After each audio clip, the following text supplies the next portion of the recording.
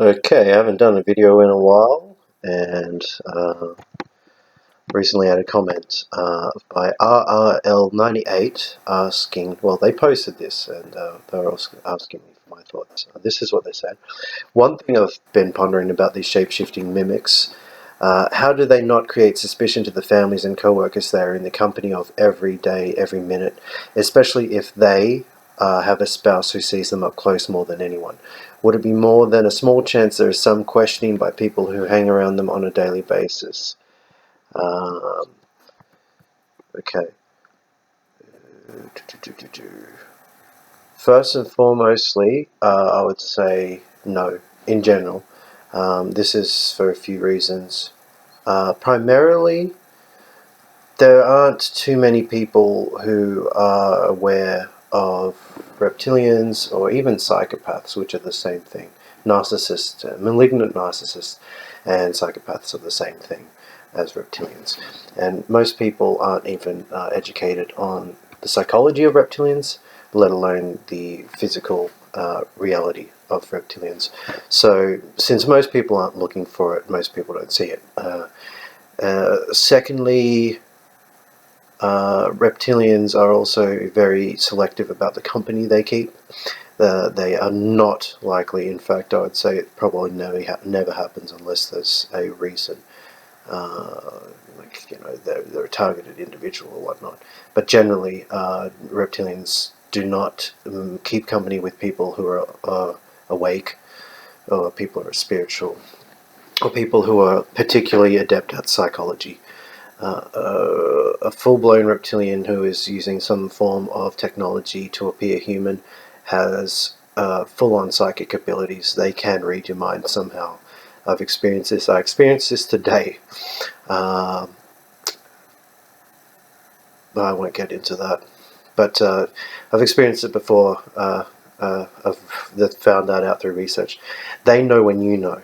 So if you are in the proximity of a reptilian, actually, I don't want to get too far off topic, but they tend to know where you're going to be, because it's like everywhere, at least for me, that I go, there's always one waiting, and I can just spot a human or a non-human. I can also read intent.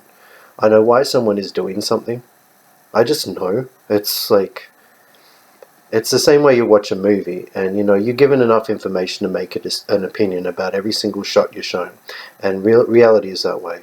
So if you get to a place and outside the shops there's a person who seems suspicious and they're by themselves and they're on their phone, it just, you know what I mean? And it seems like they're there for you. They are there for you. And I'm not promoting paranoia, because I don't think that anybody who is watching this would actually take what I said seriously, unless they do have that inkling too. So they're very selective about the company they keep, unless they are actually, for some reason, gang stalking you or whatever. And a reptilian will do his best, to get you out of the area, out of sight.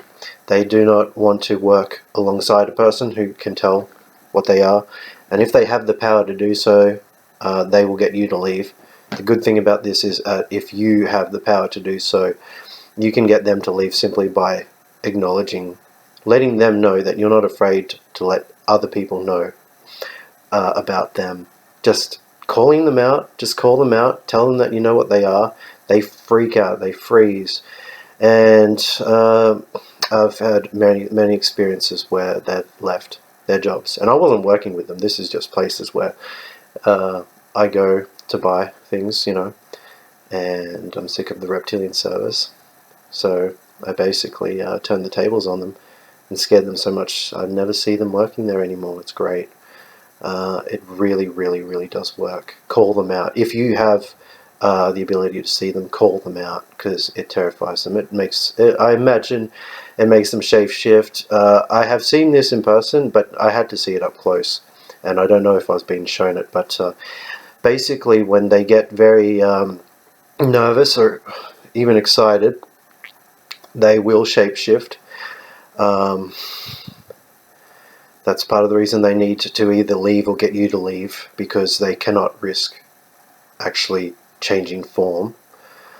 And the reason, the way that they keep their form is through lack of awareness, lack of detection. And by keeping, say it's a workplace, by keeping the workplace negative, one example I had working alongside a reptilian psychopath was he would always sort of announce, he's on his computer, announce to the workplace the latest, horrific tragedy, theme park death or thing like that. Every single day that I worked with him, he did something like that. He'd, under the guise of, oh man, this is so sad, oh man, and then just read this story, and all the other humans or whatever in the office alongside me would just be like, oh yeah, geez, and it's no one really dissects it. And I think he might have also been doing it to challenge me, to try and out me as a conspiracy theorist, to say, I reckon that that's clearly a hoax, blah, blah, blah. But I always just kept my mouth shut because I knew what he was trying to do. So anyway, they like to keep the workplace vibration low in a household environment. They like to keep the people who beat their wives, the people who beat and molest and whatever their children. The psychopath, reptilian narcissists, they do that. The way people see them in public who aren't related to them or whatever, see, oh, there goes blah blah blah. He's great upstanding citizen, that guy. At home, he's molesting his daughter every night and doing heroin and all sorts. Not joking. this old so and so. Oh dear. Anyway. So that's basically it. And one other reason that people may not, that people may actually see something happen, somebody shapeshift, or just actually sort of put two and two together and realize they're not really dealing with a normal person. I believe that those people can be replaced and are replaced with clones, or vrilled, if anyone's heard about that. Donald Marshall talks about that. And Donald Marshall, I believe, is a disinfo agent, but like all disinfo agents, you got to sort of take the truth, you got to sort of like separate the truth from the BS. And so vrilling is real. I've actually experienced this within, I shouldn't say, people that I know closely have been vrilled. They weren't aware of it, but they even showed me the hole in no, it wasn't a hole in the eye. It's like someone had injected a needle into their eyeball. They had a black hole on the white of their eye, both them and their children, overnight.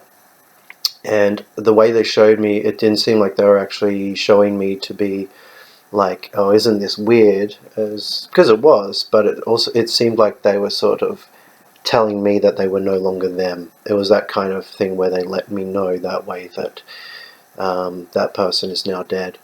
The person I was speaking to. Anyway, this is getting a little bit off topic. I might touch on those things later on. Yeah, but basically that's why I think most people don't see it.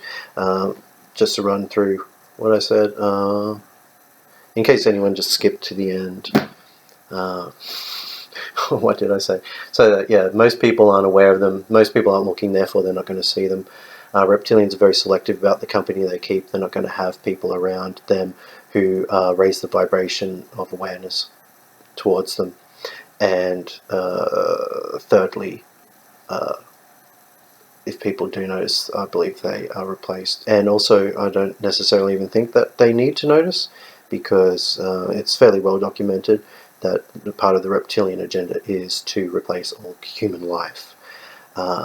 Because they can't live on this planet unless the vibration is low enough, and unfortunately human vibrations are naturally very high, so it kind of makes us a problem for them. But yeah, so basically that, and there's probably more stuff I'm not thinking of, so if you can think of anything else, be sure to share them in the comments. And yeah, oh, and I'm not sure if oh yeah, I did credit the person Ariel. So thanks for the question, and if people have any more questions, feel free to ask, because I do feel like I have a lot of experience with reptilians, and I have done a lot of research as well. So If there's anything you'd like to know, and if I do know the answers, I may make a video. Okay, well, that's that, and hopefully this one's watchable. And yes, just past that 10-minute mark, now I get to make that yummy Google AdSense. Alright, well, take care, everybody, and until next time... I can finally take off my girdle.